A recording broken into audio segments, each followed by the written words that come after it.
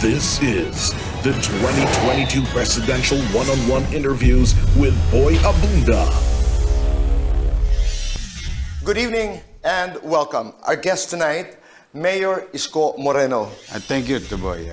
It's an honor to be here. Thank you very much. First, let's talk about the environment. Mining in particular, because this is one of the most controversial environmental issues. Noong Abril 2021, President Duterte lifted the 9-year moratorium on granting new mining permits sa pamamagitan ng EO 130, Executive Order 130. December 2021, the Department of Environment and Natural Resources, DNR, ay nilift din ang ban on open pit mining through Department Administrative Order number 2021-0. Pinuri ito ng mga taga-mining industry. Ibig sabihin ang mga desisyong ito na dalawa ng DNR at ni President Duterte. Samantala, binatikos ito ng mga human rights and environment defenders. Ang aking katanungan, Mayor ISKO, you are applying to become the next president of the Republic of the Philippines. If elected, pagtitibayin mo ba ang mga desisyong ito o ipapawalang bisa? Pagtitibayin natin. Because isa sa pinakamagandang asset ng bansa ay yung ating mga minerals. No? There is also what you call the responsible mining. And there's gold standard and world standard of mining and responsible one. And it has to be applied to everyone, to anyone.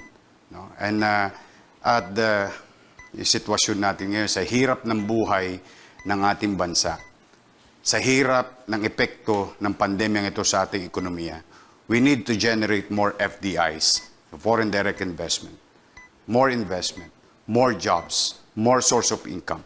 We cannot keep on taxing our people base para mapatakbo natin ng gobyerno.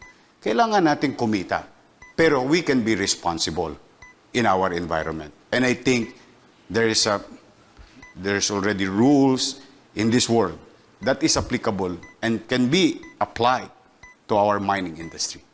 Klaro lamang, so pagtitibayin mo yung pag-lift ng moratorium doon sa pag-grant ng new permits. We will allow mining. You will allow mining? Yes. But what you're trying to say is you will allow sustainable mining. Yes. And you will also allow open pit mining, katulad ng sinabi ng DNR. The mining, it has to be an industry. Okay. Hindi yan pwede tayo mag-backyard at maging irresponsible na lamang. It has to have a rule. And the rules and standards of this world can be applied in our industry, the mining industry that we're going to open or we're going to continue. Yun ang importante. Kasi with that, magkakaroon ka ng sustainable mining, tapos may mapapangalagaan mo ang kapaligiran at the same time. Sa iyong kampanya, would you accept mining money? Mining money? Na donation. Halimbawa, may isang nagsabing, Mayor ISKO, gusto kong tumulong, pero galing sa mina ang pera. Well, kung yung mina na pinanggalingan ay hindi illegal at legal at makatwiran yung pagninegosyo nila, responsable yung pagninegosyo nila, why not? Kailangan ko ng lahat ng uri ng tulong. For the sake of argument, Mayor ISKO, pinag-uusapan yung destruction of the natural habitat. Kasi merong nagsasabi, kami, sustainable mining kami.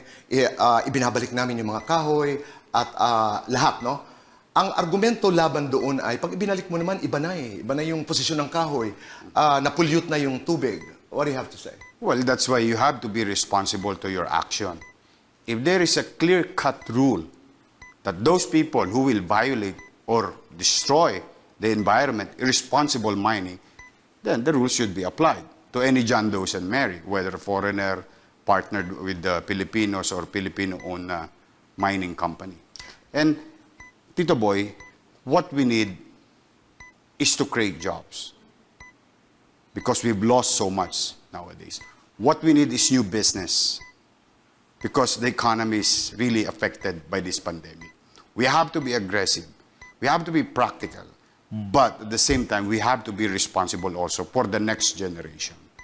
And these are the things that are existing in the world with the gold standard of mining. I have that the new data, actually. 184,000 jobs have been created, 102.3 billion pesos ang contribution sa GDP. At ito pa isa, dapat pag nagbukas tayo ng mina, no, dapat may industriya ang nakikreate. Dapat meron din tayong industriya, like for example, let's just say, for the sake of argument and conversation, we wanted to get the ore. And I think we should come up with a plant producing steel. Then creates another jobs. Okay. So, kumbaga, kailangan, hindi lang tayo hihinto doon sa pagmina. O, tapos ibebenta na sa labas. It can create another industry to produce such material. Ang record kasi, at kasama dito ang ilang sustainable mining companies, there is biodiversity loss, merong ecological imbalance, di haharas minsan ng mga locals, ang mga tao na naroon. Pag sinasabi mong we must stick to the rules exactly as president, ano yun? Well, if there are existing laws, it is applicable to anyone, to any corporation, whether it's startup mining company or large corporation company, the rules are the same. Yun yung sinasabi kong predictability and certainty of rules. So those who will violate, no matter how big they are, they have to be shut down. And those who comply, tutulungan ng pamahalaan para lalo silang yumabang. Let's begin the interview. And let's talk about the environment. Specifically, the issue of mining, which is one of the most controversial environmental issues. Noong Abril 2021, President Duterte lifted yung 9 na taon na moratorium on granting new mining permits. Ito'y ginawa niya through Executive Order 130. December 2021, ang DNR naman, ang Department of Environment and Natural Resources also lifted a ban on open pit mining. Ito na may ginawa nila through Administrative Order number 2021-40.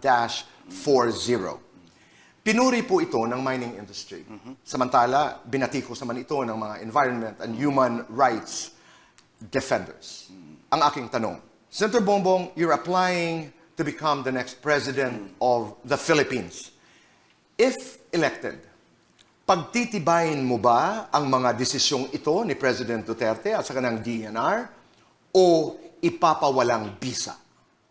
Well, ang mining talaga ay very controversial, pero dapat ang tingin natin dyan, that is also very valuable source of revenue for the government dahil ang laki ng ating mga natural resources dito sa Pilipinas. Dapat siguro, lalo na in these difficult times, we should take advantage of that. However, we have seen some of the disasters that have happened when it comes to mining. Kailangan lang talaga nating iwasan yan, the effect on the environment. We have sufficient regulations and we have sufficient monitoring, but hindi nasusunod. That is always the problem. We have the laws, but we are not able to implement them. We are not able to fully enforce them sometimes. So if we can do that, if we can take care of making sure that the environmental impact is in accordance with the law, then I think we can carefully exploit the natural resources to help the recovery of our economy.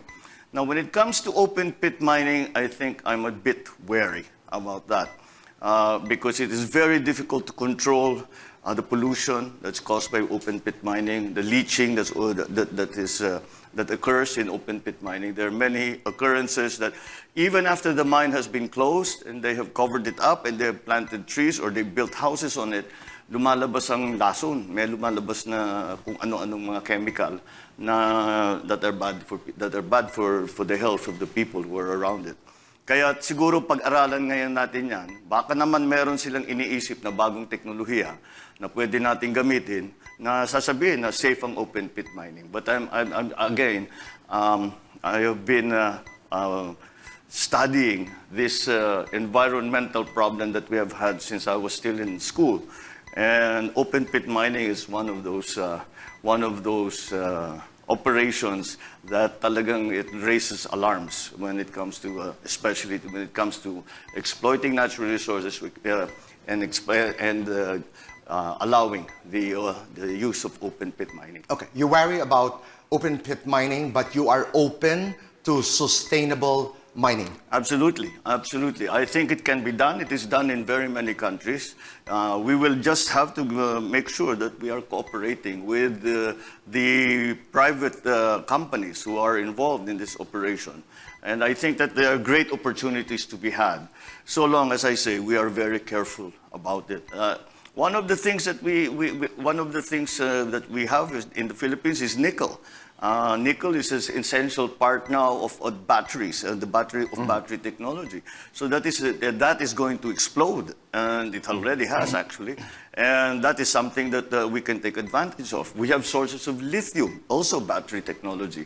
So there are really there's so much potential in all of that. So I think we have to look at everything, because we have been left by the COVID in a very precarious economic situation, and therefore we have to explore everything that we can do to revitalize that Kung saan economy. tayo pwede kumita in Kung terms of saan tayo- revenue, para- because para- napakalaki ng contribution din ng mining industry And- to our economy. Absolutely, and the estimates are in the billions of dollars That's right. per year.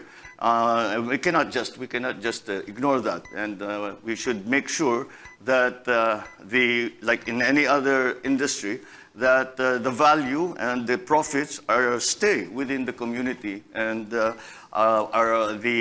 those that are working in the mines take advantage of this windfall. So, Senator, to be more specific, doon sa ban na nilift ni President Duterte, doon sa new permits ng mining, that's not a problem to you. Your problem is the open pit yes, mining. yes. Kasi if we talk about mining, yung mga nagsasabing responsible miners, ilan naman sa kanila, di ba? May mga nangyayari pa na water pollution, yung mga displacement of the locals, That's right, yes. at marami pang iba.